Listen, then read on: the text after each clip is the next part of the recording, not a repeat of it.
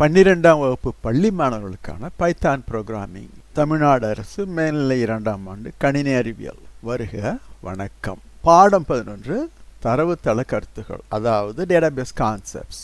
பக்கம் 192 தொடங்குகின்றது உங்கள் புத்தகத்தில். இதுவரை நாம் வினவல் அமைப்பு மொழி, அதாவது SQL ஸ்ட்ரக்சர்ட் query லாங்குவேஜ் என்றால் என்ன, அவற்றை வைத்துக்கொண்டு ஒரு தரவுத்தளத்தை எவ்வாறு உருவாக்குவது, அதில் நாம் அட்டவணைகளிலிருந்து எப்படி தரவுகளை கொண்டு வருவது, சேமிப்பது என்பனவற்றை நாம் பலமுறை பார்த்திருக்கின்றோம். அதற்கு பிறகு இவற்றையெல்லாம் பைத்தானிலிருந்து எவ்வாறு செய்வது என்றும் நாம் பார்த்திருக்கின்றோம். இந்த பாடத்தில் நாம் தரவுத்தள அடிப்படை கருத்துகள், அதாவது பேசிக் டேட்டாபேஸ் கான்செப்ட்ஸ் என்பதை பற்றி ஒரு சிலவற்றை பார்ப்போம். இதுவரை நாம் தரவுகளை பயன்படுத்தியிருக்கின்றோம், ஆனால் தரவு என்றால் என்ன என்று நாம் சரியாக வரையறுக்கவில்லை. We have not defined it. இது ஒரு சில எடுத்துக்காட்டுகள் பாருங்கள். மல்லிகை என்பது ஒரு தரவு, ஒரு டேட்டா. கல்லூரிச் என்பது ஒரு டேட்டா, ஒரு தரவு. சா என்பது ஒன்று, லை என்பது ஒன்று, சென்னை 600006, மழை பெய்த, தூ, இவையெல்லாம் தரவுகள். மொத்தம் எத்தனை இருக்கின்றன? 1 2 3 4 5 6 7 8 9 10 11 11 தரவுகள் இருக்கின்றன. ஒன்றும் பார்ப்பதற்கு ஒரு சரம் போல, அதாவது ஸ்ட்ரிங் போல இருக்கின்றது. எனவே ஒவ்வொன்றும் ஒரு தரவு என்று சொல்லுவோம். இதற்கு பொருள் இருக்கலாம், இல்லாமல் போகலாம். எடுத்துக்காட்டாக மல்லிகை என்பதற்கு பொருள் இருக்கின்றது, கல்லூரிச் என்பதற்கு பொருள் இல்லை. சா என்பதற்கு பொருள் இருக்கலாம், உங்களுக்கு தெரியவில்லை என்றால் இல்லை என்று அர்த்தம்.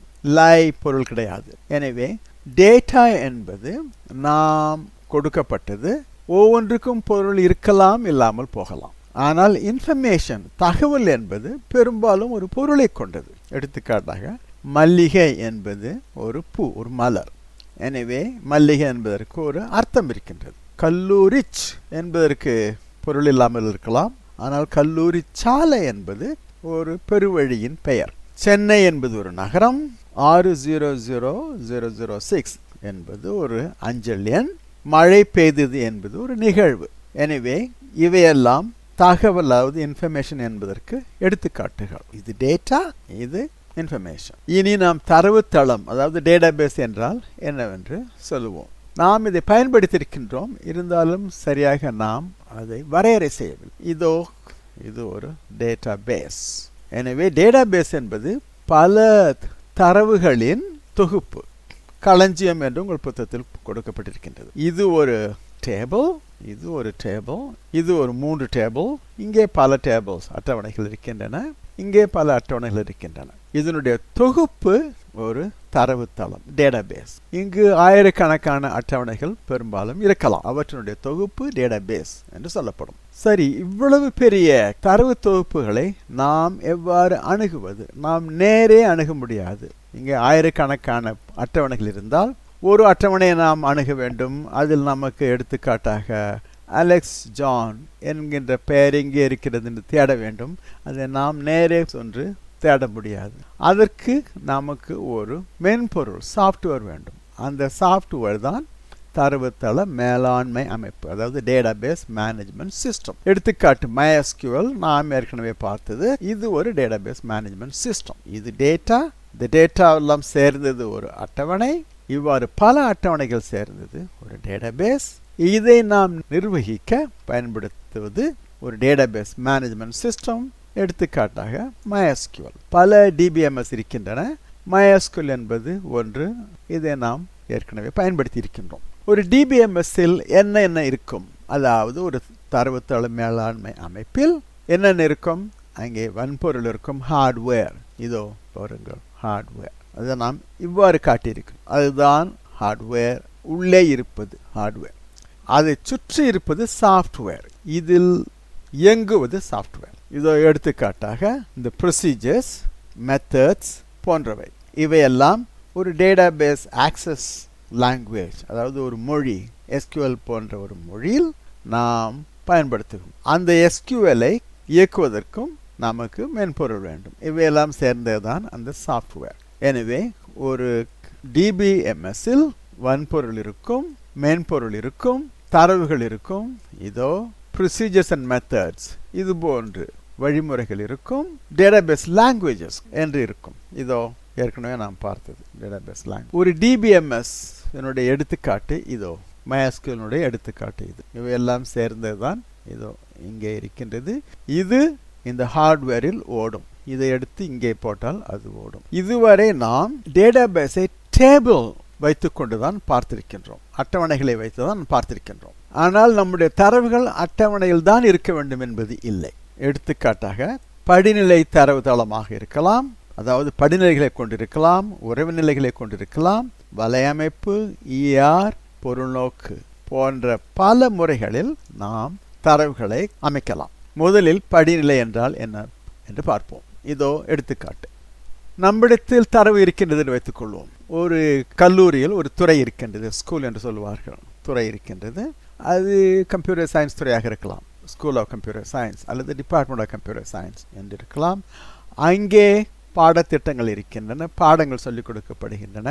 அங்கே வளங்கள், அதாவது கம்ப்யூட்டர், எலக்ட்ரானிக்ஸ் போன்ற பொருட்கள் இருக்கலாம். பாடங்கள் தியரியாகவும் இருக்கலாம், ஆய்வுக்கூடம் அதாவது லேபாகவும் இருக்கலாம். தரவு இதை நாம் இவ்வாறு ஆர்கனைஸ் செய்து கொள்ளலாம். ஸ்கூலுக்கு கீழே கோர்சஸ், ரிசோர்சஸ், கோர்சஸ்க்கு கீழே தியரி, லேப்.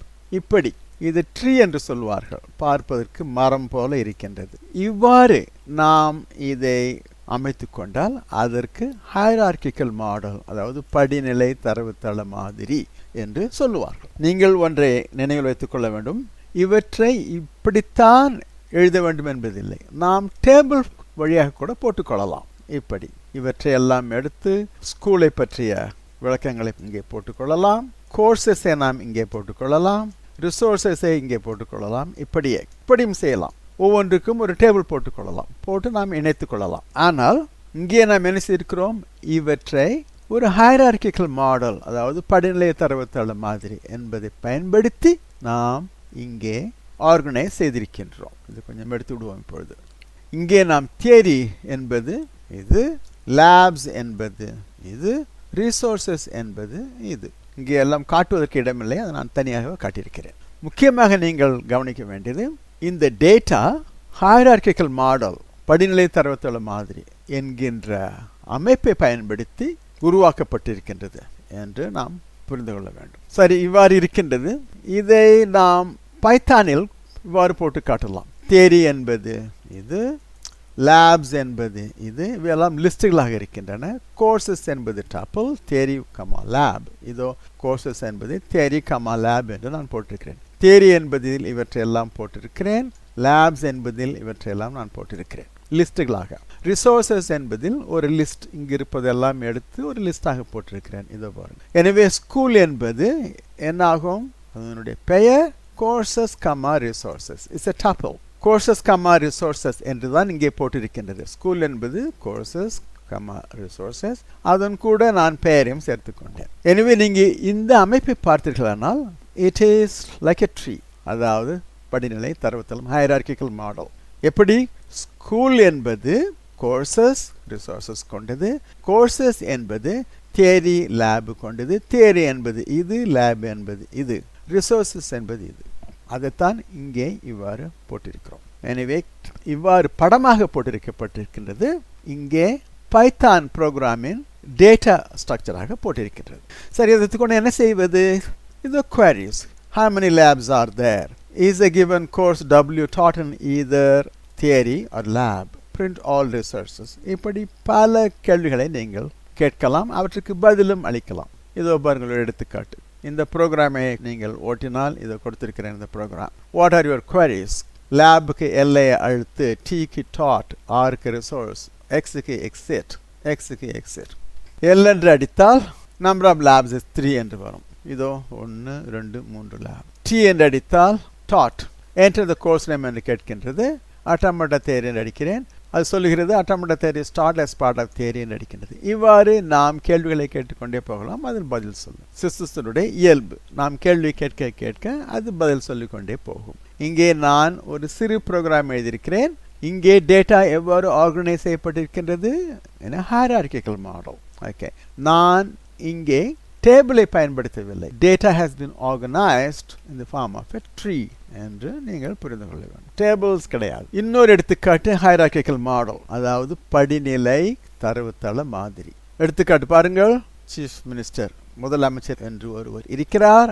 அவருக்கு கீழே கல்வி அமைச்சர் இருக்கிறார், உடல்நல அமைச்சர் இருக்கிறார், நிதி அமைச்சர் இருக்கிறார், தொழில்நுட்ப அமைச்சர் இருக்கிறார். இந்த கல்வி அமைச்சருக்கு கீழே secretary of school education, secretary for college education என்று இருக்கின்றனர். செக்ரட்டரி ஆஃப் ஸ்கூல் எஜுகேஷன் கீழே கமிட்டி ஃபார் ஸ்கூல் எஜுகேஷன் என்று இருக்கின்றது. இவ்வாறு இங்கிருந்து தொடங்கி பிரிந்து கொண்டே போகின்றது. இது ஒரு ஹைரார்க்கிக்கல் மாடல். இது கொஞ்சம் கடினமான மாடல். மேலிருந்து தொடங்கி கீழே போகும் வரை நீங்கள் விரிவாக்கி கொண்டே போக வேண்டும். பெரும்பாலான நேரங்களில் நடைமுறையில் நாம் இது போன்ற ஹைரார்க்கிக்கல் மாடலை பயன்படுத்துவோம். அடுத்து நாம் பார்ப்பது ரிலேஷனல் மாடல், அதாவது உறவு நிலை தரவுத்தள மாதிரி. இங்குதான் நாம் டேபிளை பயன்படுத்தி கொண்டிருக்கின்றோம். இதை பாருங்கள். இதை ஒரு டேபிள், இதை ஒரு டேபிள், இதை ஒரு டேபிள். இதெல்லாம் நாம் பல முறை பயன்படுத்தியிருக்கிறோம், உங்களுக்கு தெரியும் இல்லையா?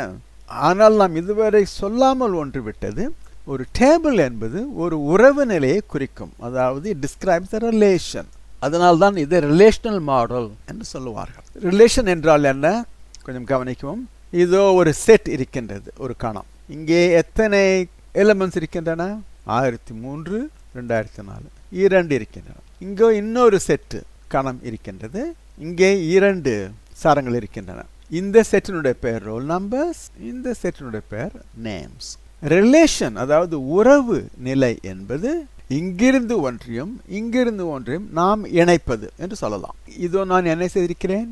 1003ஐயும் பீட்டரையும் இணைத்திருக்கிறேன். அதாவது 1003 தொடங்கி பீட்டர் என்று நான் போட்டிருக்கிறேன். 2004ஐயும் நல்லியையும் இணைத்திருக்கிறேன். இவ்வாறு இந்த இணைப்புக்கு பெயர் R1 என்று நான் பெயர் கொடுத்திருக்கிறேன். நீங்கள் இது வேறு மாதிரியாக இணைத்து R2 என்று கூட பெயர் கொடுக்கலாம். முதலில் இதை முடிப்போம். நான் சொன்னது போல ரோல் நம்பர்ஸ் என்பது ஒரு செட், நேம்ஸ் என்பது ஒரு செட்.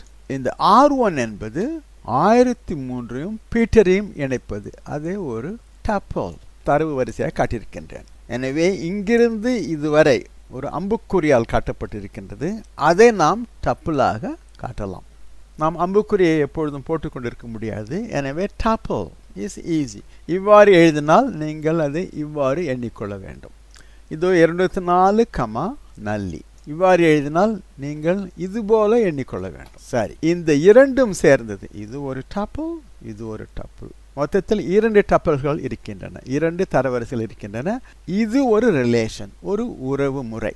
அதற்கு நாம் R1 என்று பெயர் கொடுத்திருக்கின்றோம். இங்கே படமாக போடப்பட்டிருப்பது இங்கு ஒரு சிம்பாலிக்காக, அதாவது எழுத்துரு வடிவத்தில் போடப்பட்டிருக்கின்றது. இவ்வாறு எழுதுவது எளிது, படம் போடுவது கொஞ்சம் கடினம். எனவே நாம் அடிக்கடி இவ்வாறு தான் செய்வோம். அடுத்து நீங்கள் கவனிக்க வேண்டியது, இவ்வாறு எழுதுவதற்கு பதிலாக நீங்கள் இதை ஒரு அட்டவணையாக கூட காட்டலாம். இதோ பாருங்கள். ரோல் நம்பர் 1003, 2004 இருக்கின்றன. 1003 பீட்டரோடு இணைக்கப்பட்டுள்ளது, 2004 நல்லியோடு இணைக்கப்பட்டது. எனவே இங்கு இருக்கின்ற information is same as this and same as this. நீங்கள் இந்த ரிலேஷனை R1 என்று இந்த டேபிளை சொல்லலாம், அட்டவணையை சொல்லலாம், அல்லது இந்த செட்டை சொல்லலாம், அல்லது இந்த படத்தை சொல்லலாம். ஆனால் நாம் என்ன கற்றுக்கொண்டிருக்கிறோம்? நாம் இதுவரை அட்டவணை என்று சொன்னது பார்த்தால் உண்மையிலேயே அது ஒரு ரிலேஷன். எனவே இந்த ரிலேஷனல் மாடலில் நம்முடைய தரவுகள் எல்லாம் உறவு முறையை பயன்படுத்தி அமைக்கப்பட்டிருக்கும். அதாவது ரிலேஷன்ஸ் என்கின்ற கருத்தை பயன்படுத்தி அமைக்கப்பட்டிருக்கும். சுருக்கமாக சொல்ல போனால் ஒவ்வொரு அட்டவணையும் ஒரு ரிலேஷனை குறிக்கும். இந்த அட்டவணைக்கு பெயர் R1 என்று பெயரிட்டிருக்கின்றேன். முன்பு சொன்னது போல இந்த அட்டவணை இந்த ரிலேஷனை குறிக்கும், அதாவது இந்த ரிலேஷனை குறிக்கும். From now on, ஒரு அட்டவணை என்பது ஒரு உறவு முறை, அதாவது ரிலேஷன் என்று நீங்கள் நினைத்து கொள்ள வேண்டும். இதோ இன்னொரு அட்டவணை பாருங்கள். இது ஒரு ரிலேஷன். பெயர் என்ன? R2. இந்த R2 என்பது எப்படி? 1003 பீட்டரோடு உறவுபடுத்தப்பட்டுள்ளது. 2004 என்பது பீட்டரோடு உறவுபடுத்தப்பட்டுள்ளது. நல்லியை விட்டாகி விட்டது. எனவே இது ஒரு ரிலேஷன்.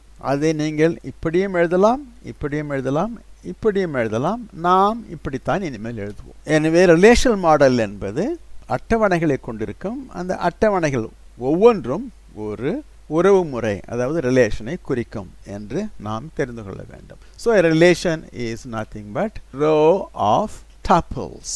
இங்கே ரிலேஷன் என்பது a set of tuples. இதோ பாருங்கள், ஒரு எடுத்துக்காட்டு.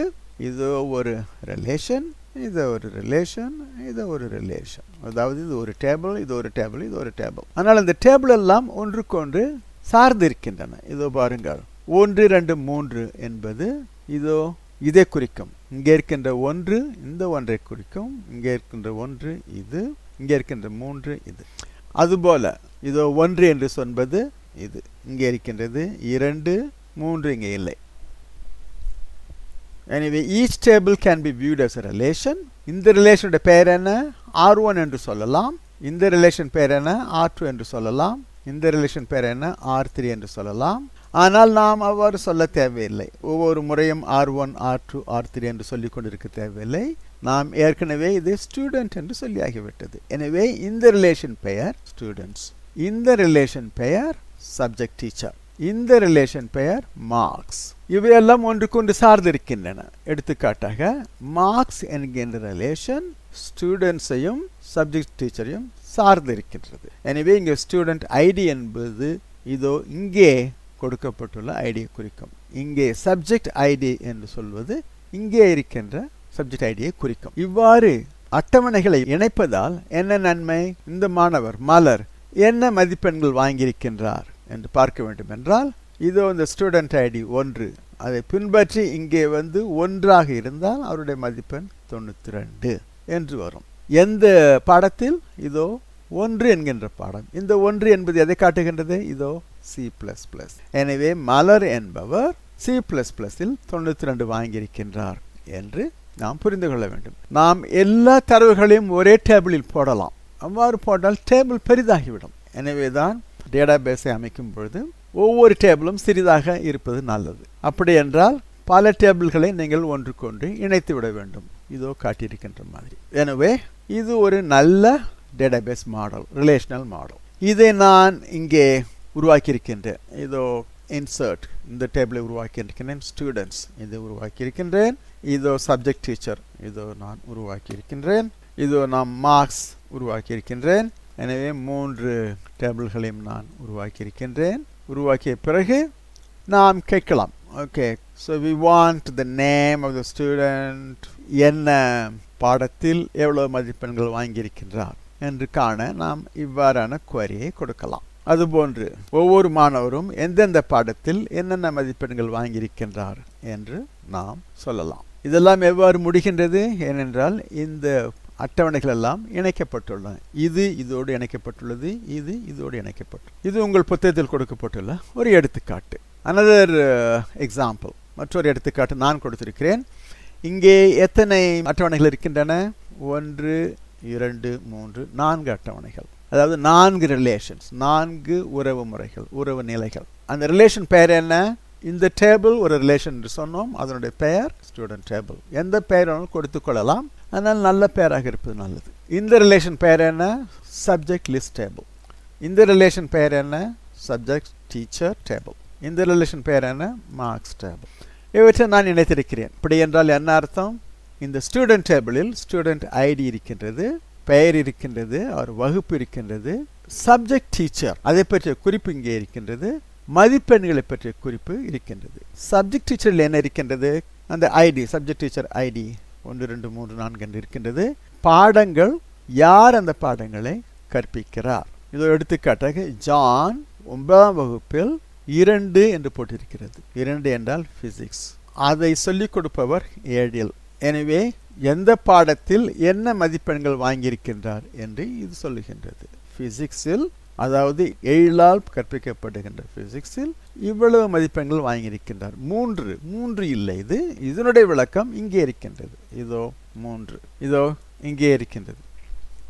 எனவே நாம் எந்த பாடத்தில் எவ்வளவு மதிப்பெண்கள் வாங்கியிருக்கிறார் என்பதை கண்டுபிடிக்க இங்கே வந்து எந்த பாடம், பாடத்தின் பெயரை எடுத்துக்கொண்டு பிறகு இங்கே சென்று அந்த மதிப்பெண்களை கண்டுபிடிக்க வேண்டும். நீங்கள் இங்கே இந்த அட்டவணைகளை சரியாக டிசைன் செய்யவில்லை என்றால் உங்கள் விடைகளை தேடுவது மிக கடினமாக ஆகிவிடும். சரி, இது என்ன? இது சப்ஜெக்ட் லிஸ்ட். இந்த ஆசிரியர் மாறி எடுத்துக்காட்டாக கணக்கை சொல்லிக் கொடுத்திருக்கின்றார். இந்த 2 என்பது இதை குறிக்கும். எடுத்துக்காட்டாக இதோ இந்த 2. இந்த பாடங்கள் எல்லாம் அவருக்கு விருப்பம் இருக்கிறது என்று அர்த்தம். கணக்கில் விருப்பம் இருக்கிறது, கெமிஸ்ட்ரியில் விருப்பம் இருக்கிறது, பயாலஜியில் விருப்பம் இருக்கிறது. ஆனால் அந்த கணக்கு என்பது எது? இதோ இங்கே இந்த கணக்கு இது மாரியால் இப்பொழுது சொல்லிக் கொடுக்கப்பட்டிருக்கின்றது. 3 என்பது கெமிஸ்ட்ரி, இதோ மேரியால் சொல்லிக் கொடுக்கப்பட்டிருக்கின்றது. 4 என்பது பயாலஜி, இதோ இங்கே சொல்லிக் கொடுக்கப்படுகின்றது. சரி, இது ஒரு ரிலேஷனல் மாடல். பல அட்டவணைகள் சேர்ந்தது இந்த மாடல். அடுத்து நெட்வொர்க் மாடல். இது ஒரு எடுத்துக்காட்டு. நம்மிடத்தில் ஸ்டோர் என்று ஒன்று இருக்கின்றது. அந்த ஸ்டோரில் கஸ்டமர் இருக்கின்றார்கள், மேனேஜர், சேல்ஸ்மேன் என்று 3 வகையான தரவுகள் இருக்கின்றன. அவற்றின் கீழே, அதாவது கஸ்டமர், மேனேஜர், சேல்ஸ்மேன் அவர்களுக்கு கீழே ஆர்டர் என்கின்ற தரவு இருக்கின்றது. சேல்ஸ்மேனுக்கு கீழே ஐட்டம்ஸ் என்கின்ற தரவு இருக்கு. இது மேலிருந்து கீழே வருகின்றது. மேலிருந்து கீழே வருவது ஒரு படிநிலை மாதிரி, அதாவது ஹைரார்க்கிக்கல் மாடல் போல இருந்தாலும் இது ஹைரார்க்கிக்கல் மாடல் இல்லை. இது நெட்வொர்க் மாடல் என்று சொல்லுவார்கள். இது ஹைரார்க்கிக்கல் மாடல், மேலிருந்து கீழே வருகின்றது. இதை பாருங்கள், இதுவும் மேலிருந்து கீழே வருகின்றது. என்ன வித்தியாசம்? கீழிருந்து மேலே சென்றால் மேலே ஒன்றுதான் இருக்கும். எடுத்துக்காட்டு, கோர்ஸிலிருந்து மேலே சென்றால் டிபார்ட்மெண்ட் என்று ஒன்றுதான் இருக்கின்றது. டிபார்ட்மெண்ட்டிலிருந்து மேலே சென்றால் காலேஜ் என்று ஒன்றுதான் இருக்கின்றது. அதுபோல ஸ்டாஃபுக்கு மேலே சென்றால் டிபார்ட்மெண்ட் என்று ஒன்றுதான் இருக்கின்றது. ஆனால் இங்கே பாருங்கள், கஸ்டமரிலிருந்து மேலே சென்றால் ஸ்டோர் என்று ஒன்று இருக்கின்றது. சரி, ஆனால் ஆர்டரிலிருந்து நீங்கள் மேலே சென்றால் கஸ்டமர் இருக்கின்றது, மேனேஜர் இருக்கின்றது, சேல்ஸ்மேன் இருக்கின்றது. எனவே இவ்வாறு இது இருப்பதால் இதை நாம் ஹைரார்க்கிக்கல் என்று சொல்வதற்கில்லை, இதை நெட்வொர்க் என்று சொல்லுகிறோம். Network model. எனவே கொடுக்கப்பட்ட தரவுகள் இது போன்று அமைக்கப்பட்டு இருப்பது நெட்வொர்க் மாடல். உங்கள் புத்தகத்தில் கொடுக்கப்பட்டுள்ள இதோ school, library, office, staff room. School என்பது ஒரு லைப்ரரியும் ஆஃபீஸையும் ஸ்டாஃப் ரூமையும் கொண்டுள்ளது என்று நாம் புரிந்து கொள்ள வேண்டும். லைப்ரரி என்பது ஸ்டூடெண்ட்டை கொண்டிருக்கும், ஆஃபீஸ் என்பதும் ஸ்டூடெண்ட்டை கொண்டிருக்கும், ஸ்டாஃப் ரூம் என்பதும் ஸ்டூடெண்ட்டை கொண்டிருக்கும். அர்த்தம் என்னவென்றால், லைப்ரரியில் சென்று பார்த்தால் அங்கு மாணவர்களை பற்றிய விளக்கங்களை நீங்கள் காண முடியும். எவ்வாறு? ஏனென்றால் இந்த ஸ்டூடெண்ட்டை இதோடு இணைத்திருப்பார்கள். ஆஃபீஸிலிருந்து ஸ்டூடெண்ட்டை அணுகுவார்கள், ஸ்டாஃப் ரூமிலிருந்தும் ஸ்டூடெண்ட்டை அணுகுவார்கள். எனவே இது பார்ப்பதற்கு ஹைரார்க்கிக்கல் மாடல் போல இருந்தாலும் இங்கிருந்து 3 வகையான தேர்வுகளை நீங்கள் அணுகுவதால் இதை நெட்வொர்க் மாடல் என்று சொல்லலாம். இதில் நான் இன்னும் கொஞ்சம் சேர்த்திருக்கிறேன். ஸ்கூல் என்பதற்கு ஒரு பெயர் கொடுத்திருக்க வேண்டும். லைப்ரரிக்கு நான் கொடுத்திருக்கிற பெயர் லைப்ரரி 1. லைப்ரரி என்பது பொதுவான சொல், ஆனால் அங்கே எத்தனை லைப்ரரிகள் இருக்கின்றன? ஒரு லைப்ரரி இருக்கின்றது, அதனுடைய பெயர் லைப்ரரி 1. அடுத்து ஆஃபீஸ், எத்தனை ஆஃபீஸ் இருக்கின்றன? 1, அதனுடைய பெயர் ஆஃபீஸ் 1. ஸ்டாஃப் ரூம் என்பது கலெக்ஷன் ஆஃப் ஸ்டாஃப் ரூம். பெயர் என்ன? Staff room 1, 2, 3. ஸ்டூடெண்ட்டுக்கு அடியில் நான் இவற்றை எல்லாம் காட்டியிருக்கின்றேன். இதை நான் இதோ இவ்வாறு இம்ப்ளிமெண்ட் செய்திருக்கின்றேன். This is a Python implementation of this network model. School என்பது என்ன? Library, office, staff room. Library, office, staff room, இது 3ம் கொண்டது ஸ்கூல். இங்கே இருப்பதை நான் அப்படியே போட்டிருக்கிறேன். அதுதான் இது நெட்வொர்க் மாடல். இங்கே படமாக இருக்கின்றது, இங்கே பைத்தான் ப்ரோக்ராம் வடிவத்தில் இருக்கின்றது. சரி, ஸ்கூல் என்பது இது. அதில் ஒவ்வொன்றையும் நான் சொல்ல வேண்டும். லைப்ரரி என்றால் என்ன? இதோ லைப்ரரி என்பது ஸ்டூடெண்ட்ஸ், நான் ட்ரிப்பிளாக போட்டிருக்கிறேன், சிங்கிள் ட்ரிப்பிள். ஆஃபீஸ் என்பது ஸ்டூடெண்ட், ஸ்டாஃப் ரூம் என்பது ஸ்டூடெண்ட். சரி, இவற்றையெல்லாம் நாம் குறித்தாகிவிட்டது. நாம் இதை பயன்படுத்த வேண்டும் என்றால் இன்னும் சொல்லியாக வேண்டும். ஆக்சுவல் டேட்டா, ஸ்டாஃப் என்பது யார் யார், ஸ்டாஃப் ரூம் என்று சொல்லப்பட்டிருக்கின்றது. ஸ்டாஃப் என்பது யார் யார் என்று குறிப்பிட்டிருக்கின்றேன். ஸ்டூடெண்ட்ஸ் என்பது யார் யார் என்று நான் குறிப்பிட்டிருக்கின்றேன். எனவே லைப்ரரி என்பது இந்த மாணவர்களை அணுகலாம். ஸ்டாஃப் எங்கேயுமே குறிப்பிடவில்லை, நான் தனியாக விட்டுவிட்டேன். சரி, இவற்றை வைத்துக்கொண்டு என்ன queries you can answer? இதோ for example, is John a student in the school? இங்கே does a given student have access to the staff room? இவ்வாறு நாம் எழுதிக்கொண்டே போகலாம். இதை வைத்துக்கொண்டு நான் ஒரு இம்ப்ளிமெண்டேஷன் கொடுத்திருக்கின்றேன். இதோ அந்த இம்ப்ளிமெண்டேஷன் அவுட்புட். அது ஒரு கேள்வி கேட்கின்றது. Q0. Q0 என்றால் என்ன? நான் எடுத்திருக்கிறேன் Q0. Q0 என்பது check if a student is in the school. அது கேட்கின்றது name of the student John. John is a student in the school என்று அது அடிக்கின்றது. அடுத்து நான் Q1 என்று அடித்திருக்கிறேன். Q1 என்றால் என்ன? Does a given student have access to staff room? Okay, name of the student கேட்கின்றது. நான் ஜான் என்று எடுத்திருக்கிறேன். அது சொல்லுகின்றது John has access to the staff room என்று கேட்கின்றது. இவ்வாறு நாம் கேட்டுக்கொண்டே போகலாம். சரி, நான் என்ன செய்திருக்கிறேன்? நான் ஒரு டேட்டா பேஸை எடுத்துக்கொண்டு அதை நெட்வொர்க் மாடலில் அமைத்து அந்த நெட்வொர்க் மாடலை நான் இங்கே செயலாக்கி இருக்கின்றேன். இது பாருங்கள், இதுதான் அந்த நெட்வொர்க் மாடல். இது ஹைரார்கிக்கல் மாடல் இல்லை, இது ரிலேஷனல் மாடல் இல்லை, நெட்வொர்க் மாடல். இங்கே என்ன இருக்கின்றதோ அதை நான் இங்கே போட்டிருக்கின்றேன் என்று நீங்கள் புரிந்து கொள்ள வேண்டும். இதோ இன்னொரு நெட்வொர்க் மாடல். இங்கே பாருங்கள், இதோ ஹைரார்கிக்கல் மாடல் இருந்தது இல்லையா, அதை எடுத்து இதோ இதை சேர்த்திருக்கிறேன், இதை சேர்த்திருக்கிறேன், இதோ இதை சேர்த்திருக்கிறேன். Anyway this is no longer hierarchical, ஆனால் நெட்வொர்க் மாடல். இப்படி என்றால் என்ன அர்த்தம்? இதோ இந்த கமிட்டி ஃபார் ஸ்கூல் எஜுகேஷன், இதை இதுவும் அணுகலாம், இதுவும் அணுகலாம். செக்ரட்டரி ஃபார் ஸ்கூல் எஜுகேஷன் அணுகலாம், முதலமைச்சரும் அணுகலாம் என்று அர்த்தம். அதுபோல ரூரல் ஹெல்த் மேனேஜ்மெண்ட் கமிட்டி, இதை செக்ரட்டரி ஃபார் ரூரல் ஹெல்த் அணுகலாம், மினிஸ்டர் ஃபார் டெக்னாலஜியும் அணுகலாம். அதுபோல இன்வெஸ்ட்மெண்ட் அட்வைசரி போர்டு என்பதை இவரும் அணுகலாம், இவரும் அணுகலாம். அதனால்தான் இது நெட்வொர்க் மாடல் என்று சொல்லப்படுகின்றது. அடுத்து என்டிட்டி ரிலேஷன்ஷிப், இதை விரைவில் பார்ப்போம்.